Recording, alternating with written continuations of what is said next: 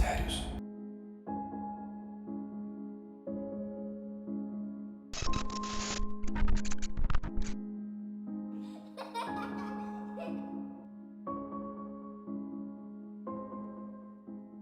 Olá, misteriosos! Sejam bem-vindos ao canal Relatos e Mistérios. Hoje apresentaremos um relato enviado por um homem, onde ele descreve impressionantes acontecimentos presenciados por seu tio, quando ele trabalhava como peão de boiadeiro em uma fazenda localizada no estado de Mato Grosso, no ano de 1983. Se gostar do relato, não se esqueça de se inscrever no canal e deixar o seu like no vídeo. Vamos ao relato.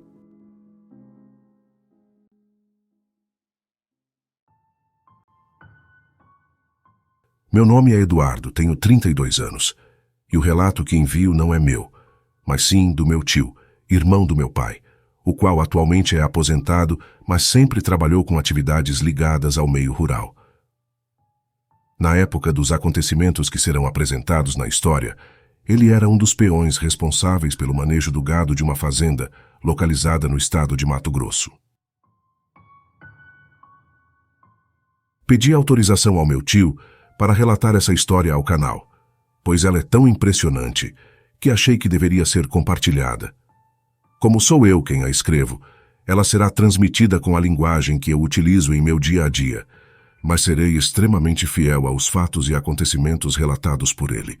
Vamos à história. No ano de 1983, eu trabalhava em uma fazenda no estado de Mato Grosso. Éramos 8 peões para cuidar de cerca de 6.000 cabeças de gado. Eu já trabalhava há cerca de 3 anos naquela fazenda, e apesar de o trabalho ser bastante duro e desgastante, era daquele tipo de trabalho que eu gostava. A condução dos animais a cavalo, para a transferência do gado de uma localidade para outra, durante as viagens em comitiva, eram as atividades que mais me davam emoção. Me renderam um bom repertório de histórias e ainda hoje me proporcionam uma profunda sensação de nostalgia. Nosso trabalho diário costumava envolver uma rotina totalmente ligada à condução do gado para o pasto de manhã bem cedo, de onde somente voltávamos ao final da tarde para levar o gado de volta ao curral. Vez ou outra, nossa rotina era somente quebrada para atender a alguma ordem do nosso patrão ou para buscar suprimentos na cidade. Não era raro que alguns dos bois fossem atacados por predadores, principalmente quando estavam presos no curral, pois onças pardas eram bastante comuns na região. Esses ataques não costumavam causar mais do que ferimentos nas pernas ou no pescoço do gado adulto, que era uma presa muito grande para aquele tipo de predador. As onças costumavam ter como principal objetivo os bezerros, que eram uma presa mais fácil por serem menores e mais frágeis, e lhes proporcionavam uma excelente refeição. O marco inicial para os eventos que vou lhes contar começaram durante uma madrugada, quando fomos despertados por um barulho intenso vindo do curral, onde o rebanho se movimentava de uma forma anormal, como se estivessem assustados com alguma coisa. Eu e mais 2 peões da fazenda pegamos então nossos cavalos e nos direcionamos para o local da movimentação, para saber o que poderia estar acontecendo. Chegando lá, aqueles animais normalmente serenos e tranquilos pareciam detectar uma presença ameaçadora na escuridão. Diante do comportamento estranho dos animais, suspeitei que pudesse haver algum predador de grande porte rondando a propriedade, talvez uma onça parda ou talvez um grupo delas. Como não conseguimos identificar qualquer animal predador pelas redondezas, um dos peões com a espingarda firmemente empunhada disparou um tiro para o alto, na intenção de afugentar qualquer predador que pudesse estar rondando a propriedade. Após perceber que a agitação dos animais havia diminuído, voltamos ao nosso dormitório para descansar, já que teríamos muito trabalho no dia seguinte. Nos dias que seguiram, percebemos uma alteração no comportamento dos animais, o que nos deixou intrigados. Quem é acostumado a lidar todos os dias com um rebanho percebe este tipo de diferença. Eles ainda pareciam assustados e demonstravam uma agitação incomum. Vez ou outra, ainda éramos acordados durante a madrugada com o barulho dos animais no curral, mas de forma semelhante ao que aconteceu da primeira vez, não conseguíamos identificar qual bicho poderia estar causando aquilo. Apesar disso, já sabíamos a essa altura que tínhamos algum predador à espreita, observando o gado e possivelmente decidindo qual seria o melhor momento de atacar.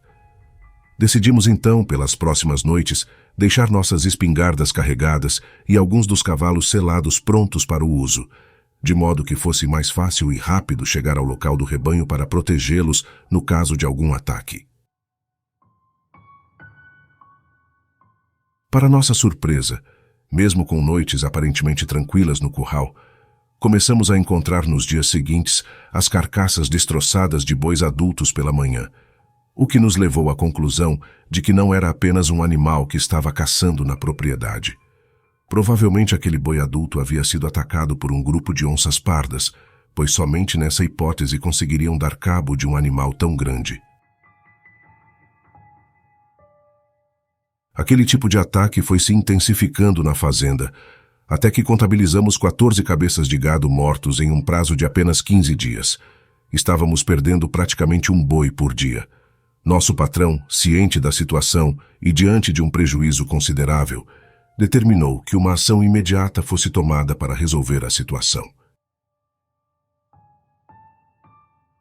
Mandou que todos os peões se preparassem, pois durante a noite e a madrugada seguinte, nos esconderíamos armados nos arredores do curral, a fim de realizar uma emboscada para as onças que estavam atacando o rebanho.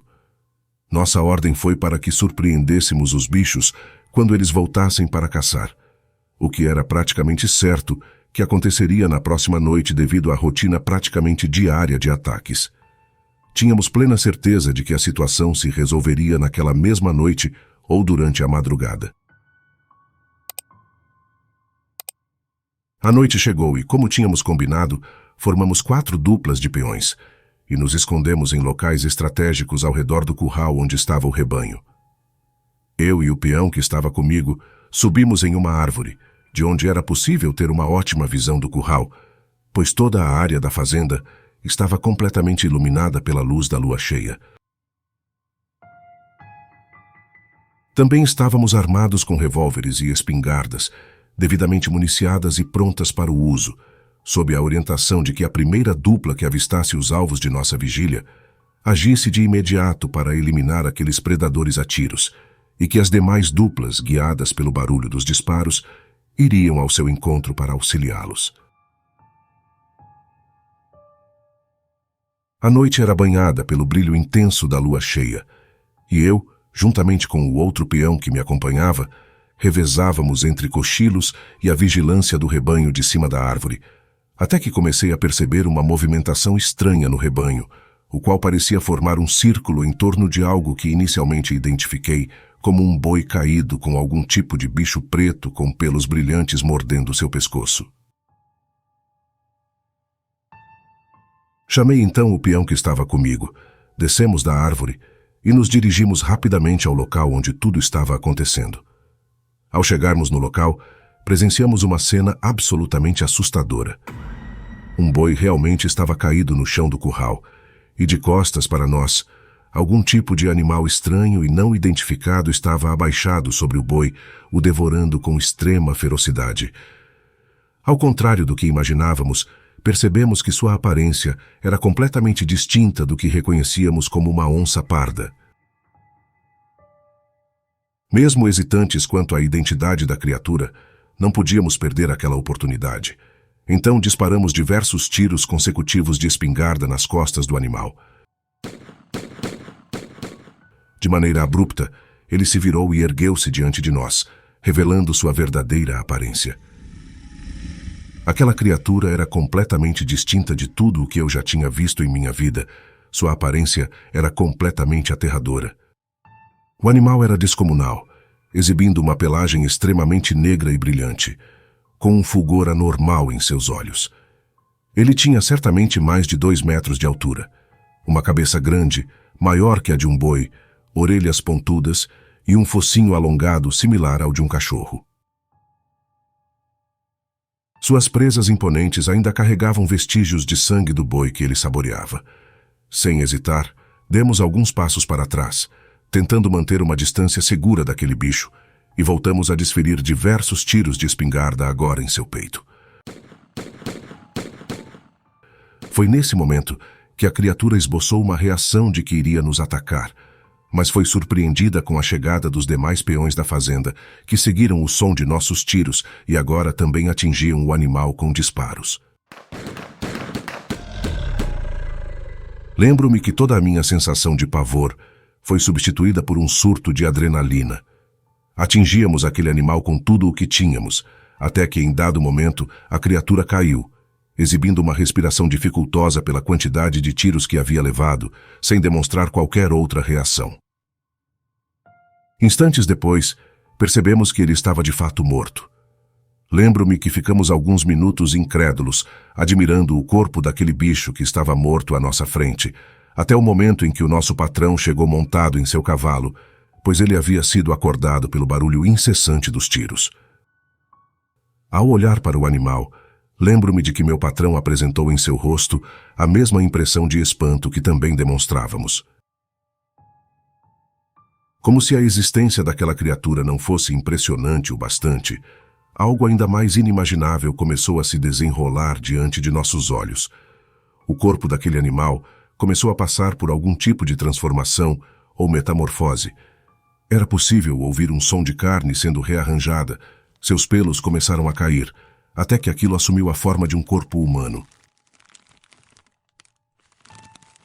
Naquele momento, todos nós tivemos a certeza de que havíamos matado um ser sobrenatural, que em algumas lendas e histórias era nomeado como lobisomem. Diante de nós estava a comprovação de que tudo era real, pois aquele bicho assustador que havíamos matado já não existia mais. Em seu lugar havia ficado o corpo sem vida de um homem desconhecido. Após alguns momentos em que estávamos em estado de choque, justificado pelos acontecimentos que tínhamos acabado de testemunhar, um dos peões questionou ao nosso patrão como iríamos justificar às autoridades policiais e para as outras pessoas a morte daquele homem. Consciente de que ninguém acreditaria no que tínhamos presenciado, nosso patrão determinou que buscássemos na fazenda as ferramentas necessárias para enterrar aquele corpo no meio da floresta, em um local onde ninguém o encontrasse com facilidade. Após realizarmos essa tarefa, nosso patrão também determinou que todos nós esquecêssemos que um dia tínhamos presenciado aquele acontecimento. Anos se passaram e eu mantive o episódio em segredo, compartilhando-o apenas algum tempo depois com minha família, buscando aliviar o peso em minhas costas por guardar esse segredo. Ainda trabalhei por mais alguns anos naquela fazenda, e me recordo que um dos peões acabou contando a história em um bar da cidade enquanto estava embriagado, mas não foi levado a sério por ninguém, inclusive virou motivo de chacota na cidade, pois nenhum dos outros peões da fazenda quiseram corroborar com sua história. Pelo que sei, o corpo daquele homem ainda se encontra enterrado no mesmo lugar, mas já não me recordo ao certo o local exato dentro da mata onde o enterramos. Soube há alguns anos atrás que meu patrão na época tinha falecido e que um de seus filhos havia assumido seu lugar na administração da fazenda.